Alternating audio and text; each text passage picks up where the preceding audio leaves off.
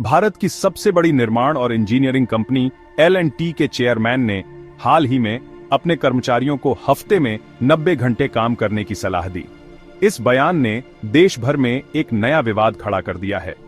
क्या यह प्रेरणा देने वाला बयान था या फिर यह कामकाजी जीवन के संतुलन को बिगाड़ने वाली सोच है? L&T के चेयरमैन SN सुब्रमण्यन ने कहा कि बड़ी सफलता के लिए कर्मचारियों को ज्यादा काम करना चाहिए। उन्होंने हफ्ते में 90 घंटे काम करने की बात की। इस बयान के बाद सोशल मीडिया और कामकाजी वर्ग में तीखी प्रतिक्रियाएं देखने को मिली। कुछ लोग इसे प्रेरणादायक मानते हैं, जबकि कईयों ने इसे खतरनाक करार दिया। क्या वाकई यह स्वस्थ कार्य संस्कृति को बढ़ावा देता है?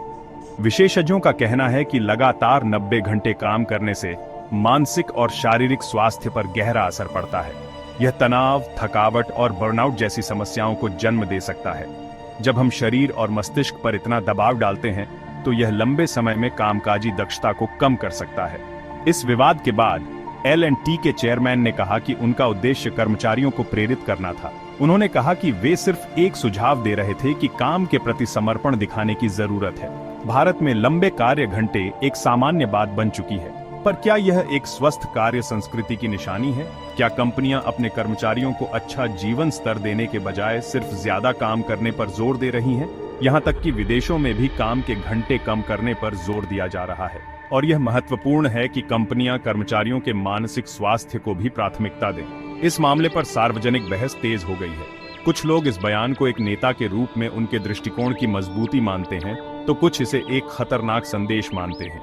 क्या लंबी कार्य अवधि को बढ़ावा देने से उत्पादन में वृद्धि हो सकती है, या क्या कर्मचारियों को मानसिक और शारीरिक रूप से स्वस्थ रखना ज्यादा महत्वपूर्ण है?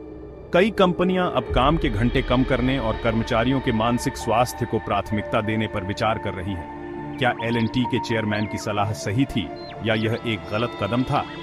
हमें अपनी राय कमेंट बॉक्स में बताएं। अगर आपको ये वीडियो पसंद आया हो तो लाइक और सब्सक्राइब करें और इस मामले पर अपडेट पाने के लिए बेल आइकन दबाना न भूलें।